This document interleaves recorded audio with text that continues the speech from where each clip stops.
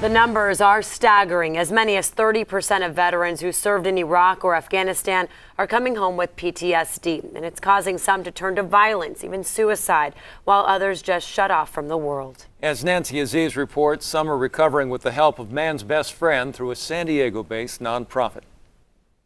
We have all seen service dogs that help the blind, but the special animals you're about to meet are healing wounded warriors. We spoke with one veteran who shares his story of how his service dog saved his life. But a warning, the images may be disturbing for some.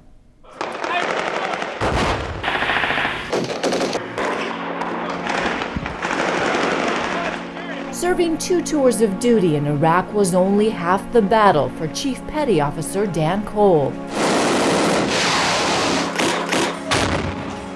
The real war began back at home.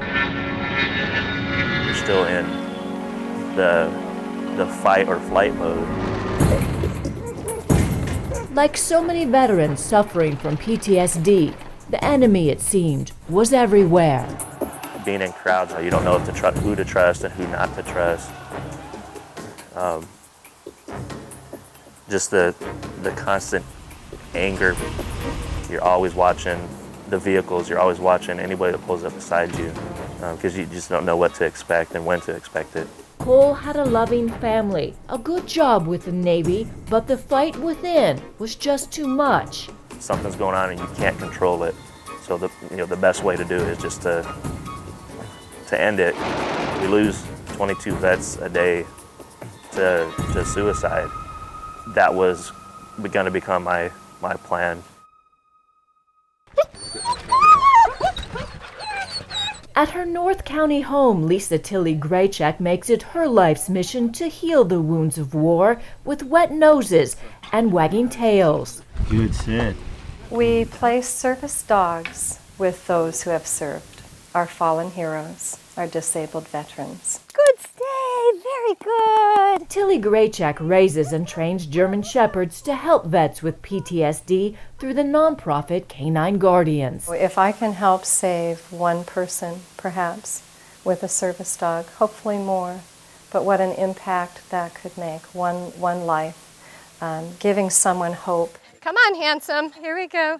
Up, up. And sit.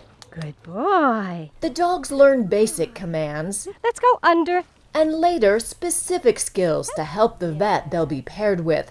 Yeah, what is that? Leading the way around corners is one of those skills because corners cause anxiety for many who've returned from war. So they can send the dog forward to go and kind of check things out. And hey, Dad, hey, Mom, it's okay. It's all right. Sit. Tilly Graycheck says the dogs help their vets in ways impossible to measure. We see it happening, but how can you explain it? You know, we don't really see air, but we know it's there. Nice. After a year and a half of training, the dogs are ready to go. Good boy. And that's how a dog named Jacko came to meet a vet named Dan Cole. Ready? 100% need him. Good boy. I don't leave the house without him. You did a good job. Jacko calms Cole's anxiety. He's helping him re-enter the world. Decking. I told him to decken. I told him to block. And what he does is he puts himself in between me and anyway. This right here, the circle, would be if the crowd was getting too close. People were getting too close. Alert, alert. Commands aren't the only way Jacko's spurred to action. He's so in tune with Cole, he'll often act before he's asked to. That's the case at night when nightmares invade Cole's sleep. Once I wake up, he'll lay with me until he knows it and he senses that I'm relaxed. Good boy. Sit back. Ever the watchful companion, looking for trouble the rest of us can't see, Cole says Jacko's more than a service dog. He's a lifesaver. If it wasn't for him, I probably would not be here. Or not probably, I wouldn't be here today. Man's best friend proving in one more way why he's earned the title.